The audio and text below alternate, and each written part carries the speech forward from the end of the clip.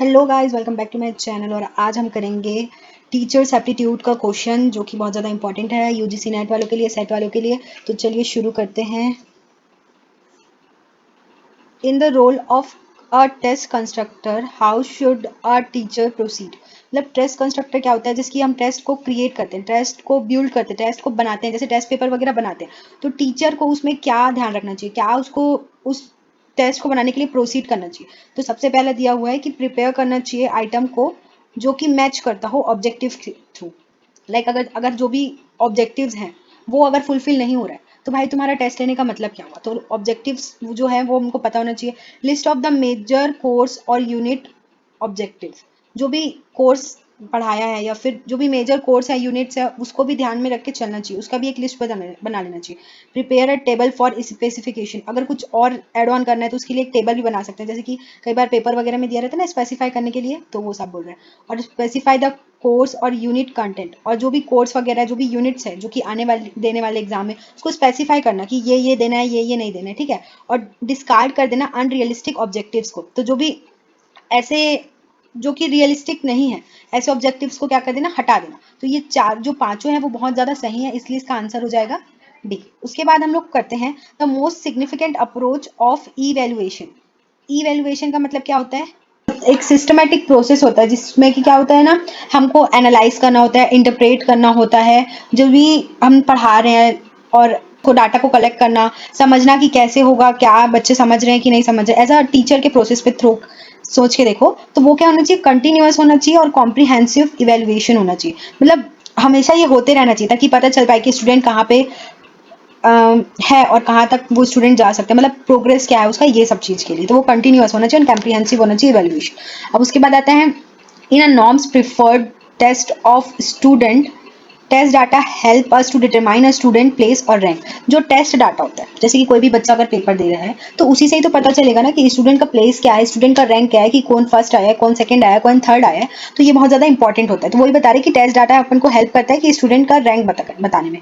और ये क्या बोल रहा है, जिसका जो सेकंड स्टेटमेंट है, जो टेस्ट डाटा है वो टेल करता है कि स्टूडेंट लेवल ऑफ प्रोफिकेशन। प्रोफिकेशन का मतलब क्या होगा, जो प्लेस है स्टूडेंट का कि कहाँ पे आ रहा है, क्या रैंक क्या है, लेवल क्या है, वो उसका मतलब होता है ना। एक सर्टिफाई लेवल होता है कि ये यहाँ से सर्टिफाई बताता है स्टूडेंट का लेवल ऑफ प्रोफिकेशन। तो ये दोनों स्टेटमेंट बहुत ज़्यादा सही है। टेस्ट डाटा ये दोनों चीज़ें को बताता है कि स्टूडेंट कितना पानी में है। तो इसका आंसर होगा ए, है ना। अब इसके बाद आता है which of the following is not applicable to internal assessment. अब इंटरनल असेसमेंट क्या होता है, जो भी असेसमेंट हो रहा है, असेसमेंट यानी कि जो भी टेस्ट वगैरह, मतलब असेसमेंट यानी कि इन्वॉल्वमेंट कैसा है, बच्चे पढ़ रहे हैं कि नहीं पढ़ रहे हैं, इसको बोलेंगे असेसमेंट। मतलब टेस्ट करना, चेक करना कि स्कूल में जो ऑनगोइंग प्रोसेस है वो कैसा है। और इंटरनली मतलब टीचर्स के थ्रू, प्रिंसिपल्स के थ्रू, इंस्ट्रक्टर के थ्रू, कोई एक्सटर्नल वाला नहीं आके लेगा। जैसे कि कई बार हमारे एक्सटर्नल सारे बोलते हैं ना, स्कूल वगैरह में, हमारे स्कूल में बहुत होता था, तो वो ही बोल रहे हैं। लेकिन इंटरनली चेक करना, तो उससे क्या होगा, परफॉर्मेंस जो भी है स्टूडेंट का वो सब पता चल पाएगा। स्टूडेंट कितना अंडरस्टैंड कर रहा है, परफॉर्मेंस क्या है स्कूल में, और क्या कितने बच्चे पास हो रहे हैं, फेल हो रहे हैं, सब चीज़ पता चल पाता है ना। तो देखो ये सब चीज किससे पता चलेगा, जब टीचर इंटीग्रेट होगा और इवेल्युएशन होगा, है ना। जब एनालाइज कर पाएगा, कलेक्ट कर पाएगा, डाटा को इंटरप्रेट कर पाएगा, तभी तो पता चल पाएगा ना भाई कि कितना पानी में। टेस्टिंग ऑफ स्किल्स एबिलिटीज, तो स्किल और एबिलिटी दोनों को भी टेस्ट करना बहुत ज्यादा जरूरी है। उससे क्या होगा, पता चल पाएगा कि कौन कितना पानी में, किसके पास क्या स्किल्स है, बच्चों को कुछ समझ आ रहा है कि भी नहीं आ रहा है, ठीक है। और पीरियोडिक एंड कंटिन्यू, ये कंटिन्यू होते रहता है, मतलब होना चाहिए, ऐसा होता है तो ताकि पता चल पाए कि क्या चल रहा है स्कूल में, ठीक है। और उसके बाद आ जाता है अपना use of only achievement test. और जो भी मतलब इसमें ये बोल रहा है लास्ट लाइन में कि ये जो है ना वो बता रहा है कि सिर्फ अचीवमेंट टेस्ट, मतलब जो अच्छे आए हैं उसका ही चेक कर लो, कौन कौन बच्चा अच्छा लाया है, और उसके हिसाब से तुम अपना इंटरनल असेसमेंट कर लो। तो इससे कुछ पता लग पाएगा क्या कि कौन सा बच्चा कितने पानी में है? तो इससे नहीं पता चल पाएगा, क्योंकि ऑब्वियस सी बात है, कई बच्चे गधे रहते हैं, कई बच्चे होशियार रहते हैं। तो ओवरऑल अचीवमेंट बताने के लिए सबका देखना पड़ेगा। सिर्फ अच्छे अच्छे लोग का देख लेंगे तो उससे नहीं हो पाएगा। इसलिए जो डी है वो नॉट एप्लीकेबल होता है इंटरनल असेसमेंट में। बाकी ये सब चीजें असेसमेंट के लिए जरूरी होती है। चलो अब ये क्वेश्चन बहुत ज्यादा इजी है। ये क्वेश्चन आप लोग खुद से भी समझ के बता सकते हो। मतलब कई क्वेश्चन ऐसे भी रहते हैं जिसको अपन खुद अगर ट्राई करें ना, थोड़ा सा अपना ब्रेन यूज करके तो अपन खुद भी बना सकते हैं। तो ये उसी टाइप का क्वेश्चन है। ठीक है, क्या पूछ रहा है, what type of test is more efficient when you trying to test memorisation. मतलब अगर तुमको पता करना है कि कितना इसके भेजे में घुसा है तो वो तुम कैसे पता लगा सकते हो, या तो ट्रू और फॉल्स पूछ के, या तो मल्टीप्लाई मल्टीपल चॉइस पूछ के, या तो तुम फिलिंग द ब्लैंक्स के थ्रू, है ना। तो तुम क्या कर सकते हो, देखो अब इसमें से तुम बोलोगे कि एक को चूज करेंगे तो फिर दो रह जाएगा, लेकिन ऐसा होगा मल्टीपल चॉइस के भी थ्रू अपन पता लगा सकते हैं, फिलअप्स के भी थ्रू अपन पता लगा सकते हैं। ठीक है, और ट्रू और फॉल्स भी मेरे हिसाब से तो इसमें से भी लगा ही सकते हैं, लेकिन अब ऑप्शन में क्या दिया हुआ है अपन को, सिर्फ बोथ बी एंड सी दिया हुआ है। तो अगर सिर्फ अपन इनमें से तीन को करेंगे ना तो ये पॉसिबल नहीं है। ठीक है, तो इसलिए इसका आंसर होगा डी। जो मोस्ट आपको लग रहा है कि यही होगा उस पर आपको लगाना रहता है, और ये तो बहुत ही ज्यादा इजी था कि सबसे ज्यादा इफिशियंट वे कौन सा है, तो ये मल्टीपल चॉइस भी बहुत ज्यादा इफिशियंट है और ट्रू एंड फॉल्स भी इफिशियंट है। ठीक है, अब देखते हैं, essay type tests are not reliable because their answer are different, the result are different, their checking is affected by examiner mode, the responding system are different। तो ऐसे जो अपन लिखते हैं वो सही रहता है कि नहीं, है ना। मतलब रिलायबल क्यों नहीं रहता, क्योंकि देखो देखो अब आंसर तो आएगा ही डिफरेंट, वो तो है ही, रिजल्ट भी डिफरेंट आएगा, लेकिन ये जो थर्ड पॉइंट है ना, the checking of affected by the examiner mood, ये इसका आंसर होगा। क्यों, क्योंकि समझो देखो, कई बार अपन सोचते हैं ना, जैसे कि बोर्ड का पेपर दिला है और बोर्ड वाला एग्जामिनर का मूड कैसा होगा उस हिसाब से अपन को नंबर मिलेगा। कई बार ऐसे का अपन कई बार 8 पेज लिख देते हैं, लेकिन वो एग्जामिनर चेक ही नहीं करता उसको और फिर राइट मार के ऐसे ही दे देता है नंबर, है ना। कई बार अपन 2 पेज में भी बहुत ज्यादा इफेक्टिव लिखे रहते हैं, लेकिन वो क्या करेगा, 8 पेज वाले को ज्यादा मार्क्स दे देगा, 2 पेज वाले को कम दे देगा, या फिर वो बोर होके 8 पेज वाला इतना क्यों लिखा है भाई करके और कम मार्क्स दे दिया। तो ये एग्जामिनर के मूड पे डिपेंड करता है कि तुम्हारा ऐसे किस टाइप से चेक होगा। शॉर्ट आंसर को तो भाई वो पढ़ सकता है, तुम 12 पेज का ऐसे लिख के आए तो वो कैसे पढ़ेगा। तो भाई इसलिए रिलायबल ऐसे नहीं होता, है ना। अब इसके बाद देखते हैं, देखो अब अपन बढ़ते हैं फॉर्मेटिव और समेटिव का क्वेश्चन है ये। तो फॉर्मेटिव क्या होता है, देखो फॉर्मेटिव होता है फीडबैक लेना, स्टूडेंट को देखना कि उनका इंप्रूवमेंट हो रहा है कि नहीं कोर्स के, मतलब जब पढ़ा रहे हैं तो ऐसे छोटे मोटे टेस्ट वेस्ट लेते हैं ना, तो वो हो जाएगा फॉर्मेटिव में, कि जो ऑन गोइंग प्रोसेस है कोर्स का उसमें क्या इंप्रूवमेंट आ रहा है स्टूडेंट की, वो काम होता है देखना फॉर्मेटिव का। और समेटिव का क्या होता है, जो एंड में जो एग्जाम हो रहा है उसमें जो ओवरऑल क्या परफॉर्मेंस रहा है वो होता है समेटिव का। ठीक है, अब क्वेश्चन देखते हैं कि वो क्या बोल रहे हैं। Formative learning tends to accelerate the process of learning। सही बोल रहा है, प्रोसेस ऑफ लर्निंग जो होता है, कैसे एक बच्चा सीख रहा है उसको एक्सेलरेट करता है। ठीक है, और ये क्या बोल रहा है, एज अगेंस्ट जो सर्मेटिव इवेल्युएशन होता है और जो फॉर्मेटिव इवेल्युएशन होता है वो हाईली रिलायबल होता है।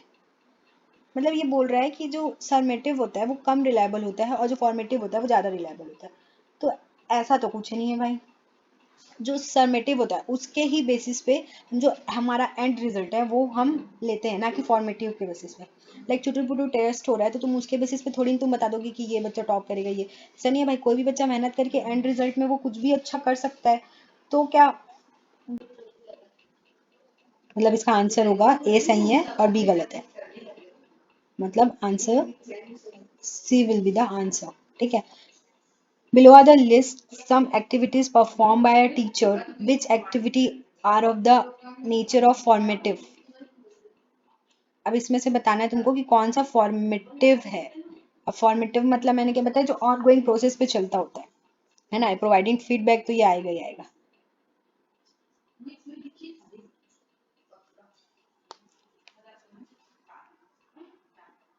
ठीक है, अब ये बी वाला देखो, conducting quiz session.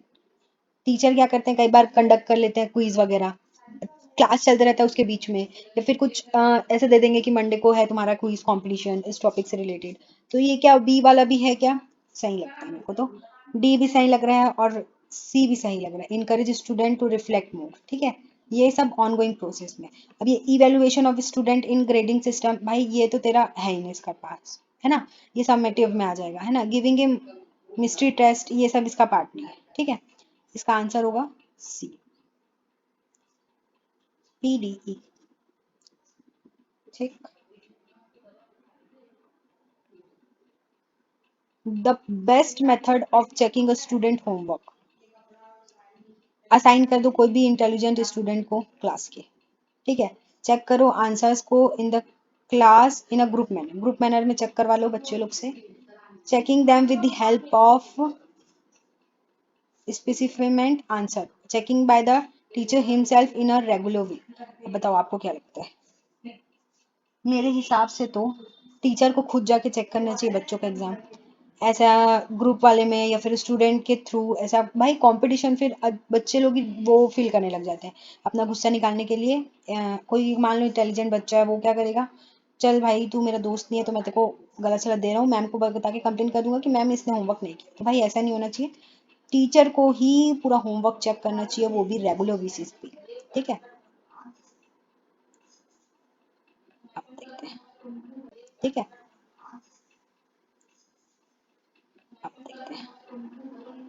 The time-bound testing program for a student should be implemented in school so that time bound जो होता है लाइक 2 घंटे का 3 घंटे का एग्जाम है, तो ये स्टूडेंट को इम्प्लीमेंट करते हैं, क्यों करते हैं, ठीक है। The progress of student should be informed to their parents.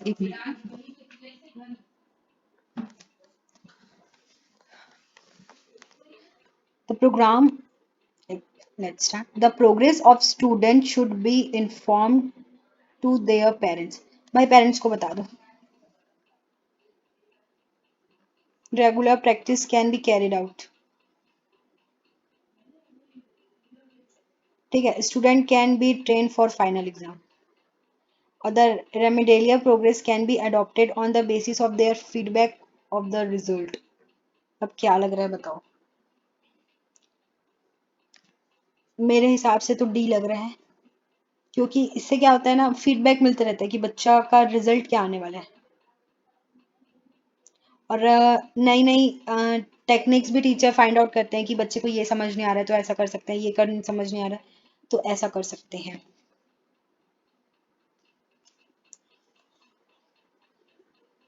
ठीक है, ये पेरेंट्स के तो बिल्कुल नहीं, प्रोग्रेस अपन स्टूडेंट का इन्फॉर्म कर सके पेरेंट्स को, उसके लिए तो बिल्कुल ही नहीं करते, ठीक है। Regular practice can be carry out, ये हो सकता है आंसर।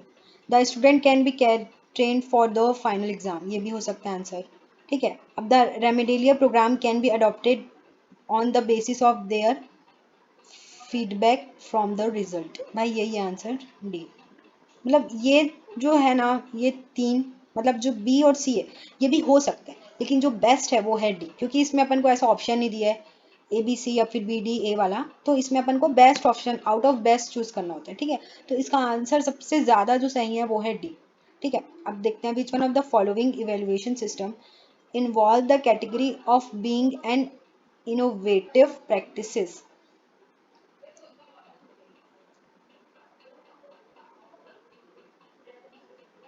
ठीक है, इनोवेटिव प्रैक्टिसेस के लिए कौन सा जो है बहुत ज़्यादा, ठीक है। अब इनोवेटिव यानी कि क्या, क्रिएटिव, क्रिएटिव इनोवेटिव मतलब कुछ नया। सो सेमेस्टराइज्ड एग्जाम, बिल्कुल इससे तो वाहियात, मतलब इससे ज़्यादा घटिया ऑप्शन हो नहीं सकता था भाई, सेमेस्टर वाइज एग्जाम ले रहे तू तो उसमें क्रिएटिविटी कैसे प्रैक्टिस हो पाएगी, है ना। परफॉर्मेंस को इवेलुएशन करना, ठीक है। पोर्टफोलियो बेस्ड इवेलुएशन, बिल्कुल नहीं। लर्निंग आउटकम बेस्ड इवेलुएशन, हाँ ये होगा आंसर डी। देखो जो भी बच्चे का जो टीचर्स एज अ स्टूडेंट, मतलब जो टीचर है वो क्या सोचेंगे, स्टूडेंट के पर्पस ही सोचेंगे, तो वो स्टूडेंट के पर्पस क्या सोचेंगे कि किस तरीके से बच्चा पढ़ रहा है, लर्निंग आउटकम जो निकल रहा है उसके बेसिस पे ही इवोल्वेशन होगा, तो यही है बेस्ट ऑप्शन इनोवेटिव प्रैक्टिसेस के लिए, ठीक है। अब लास्ट क्वेश्चन देख लेते हैं। The most important indicator of quality of education is an educational institute, इनमें से कौन सा है जो best quality of education provide करता है? देखो मतलब सबसे अच्छा कौन सा चीज है जो कि बच्चे लोग को पढ़ाई में हेल्प करता है, तो पहला है infrastructure facility of school, classroom, text book and teaching learner material, student achievement level, भाई स्टूडेंट जितना अचीव कर सकता है वो उतना ही करेगा। तुम्हारे इंफ्रास्ट्रक्चर बढ़ाने से, क्लासरूम फैसिलिटीज बढ़ाने से, या फिर टेक्स्ट बुक का और लर्निंग मटेरियल बढ़ा के तुम बेस्ट ऑफ बेस्ट नहीं निकाल पाओगे स्टूडेंट। जब तक इस स्टूडेंट का क्षमता जितना है, जितना कैपेसिटी है, जितना कैपेबल है एक स्टूडेंट पढ़ने के लिए, उतना ही वो अचीव कर सकता है। तो आंसर क्या होगा इसका? डी।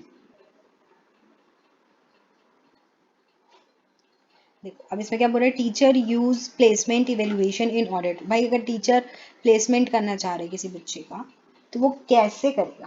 ठीक है, उसके नॉलेज और उसके स्किल के बेसिस पे करेगा, ना कि स्टूडेंट के प्रॉब्लम और कॉजेस के थ्रू करेगा। इसका आंसर होगा ए।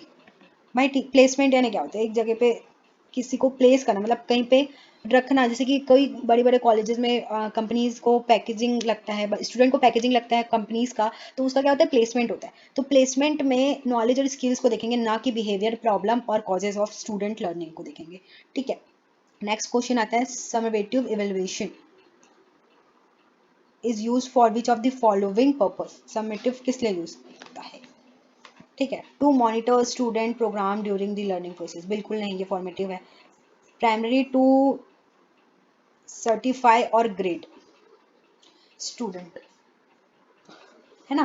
तो देखो इसका आंसर क्या होगा? बी ही होगा भाई, क्योंकि प्राइमरी रूल होता है समेटिव का कि जैसे कि तुम क्लास 11th में हो, तुम्हारा एग्जाम हो गया, तो भाई तुम आखिरी में जो तुम्हारा फाइनल एग्जाम हो रहा है उसी से ही तुम सर्टिफाई कहलाओगे ना कि तुम 11th पास हो, तुम्हारा ग्रेड क्या है।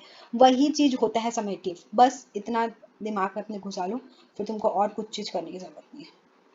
ठीक है, अब which among the following is the main objective of assessment. Assessment करने का क्यों जरूरी है? ठीक है, कलेक्टिव इंफॉर्मेशन सिस्टमैटिक टू जज द स्टूडेंट कैरेक्टर। बिल्कुल यही है आंसर। स्टूडेंट का कैरेक्टर क्या है, स्टूडेंट के बारे में जानना। ठीक है, to find out the weakness of teaching learning system. Teaching learning system find out करना। स्टूडेंट का वीकनेस क्या है, वीकनेस ऑफ टीचिंग मतलब टीचर का वीकनेस क्या है, ये तो बिल्कुल नहीं है। To relate various collection information about the student, ये भी हो सकता है भाई। मैं फर्स्ट वाला पढ़ के फर्स्ट वाला बोल दी हूँ, लेकिन ये भी लग रहा है मेरे को। To obtain the data about learning difficulties, तो इसका आंसर होगा ए। मेरे को ऐसा लग रहा है कि यही होगा, क्योंकि सी भी हो सकता है, लेकिन सिर्फ इन्फॉर्मेशन के बारे में बोल रहा है। लेकिन इसमें क्या होगा, कलेक्ट करेंगे अपन इन्फॉर्मेशन को सिस्टमेटिकली। इसमें सिस्टमेटिकली नहीं बोला है, इसलिए ये नहीं आ सकता सी वाला। आएगा इसमें आंसर ए वाला है, क्योंकि कलेक्ट करेंगे डाटा। ऐसा थोड़ी भाई कि कहीं का डाटा कहीं ले जा रहे हो, कहीं का कुछ कुछ भी एक सिस्टम होना चाहिए ना कलेक्ट करने के लिए डाटा को। तो इसीलिए कलेक्ट करेंगे एकदम सिस्टमेटिकली, ताकि जज कर पाए स्टूडेंट का कैरेक्टर क्या है। ठीक है, from the homework to be effective in accomplishment is its purpose, which one of the following suggestions for the teacher is correct? अब भाई होमवर्क इफेक्टिवली हो जाए, उसके लिए कौन सा चीज जरूरी होता है? टीचर क्या कर सकती है उसके लिए? पनिशमेंट दे सकती है, मतलब बेस्ट बताना है ना तुमको, ऐसा नहीं कि हाँ पनिशमेंट दे दो मैडम नहीं हो पा रहा है तो।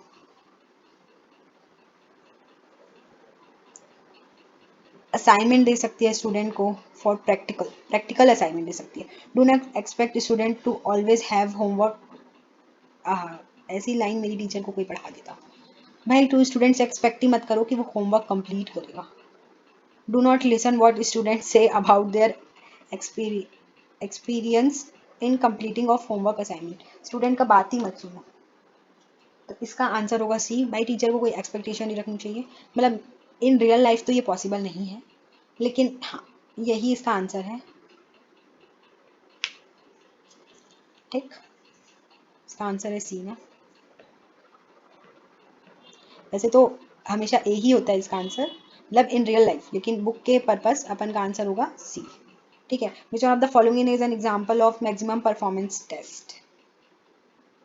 इनमें से कौन सा है जो कि सबसे अच्छा परफॉर्मेंस दिखाता है? Attitude, aptitude. ठीक है, देखो तो इसमें क्या पूछ रहा है अपन को कि जो परफॉर्मेंस है वो बताना है स्टूडेंट का, जिसमें सबसे ज्यादा अच्छे निखर के आ सकता है एक स्टूडेंट। तो भाई इसका आंसर होगा aptitude, without any doubt aptitude. भाई इसमें तुम्हारी स्किल्स, तुम्हारी एबिलिटी, तुम्हारा सक्सेस, तुम्हारा लर्निंग, तुम्हारा पोटेंशियल, तुम्हारा क्या चीज नहीं जानेंगे इसमें तुम्हारा, इसमें आएगा एप्टीट्यूड। बस आज के लिए इतना ही। अगली क्लास में करेंगे अपन कंटिन्यू।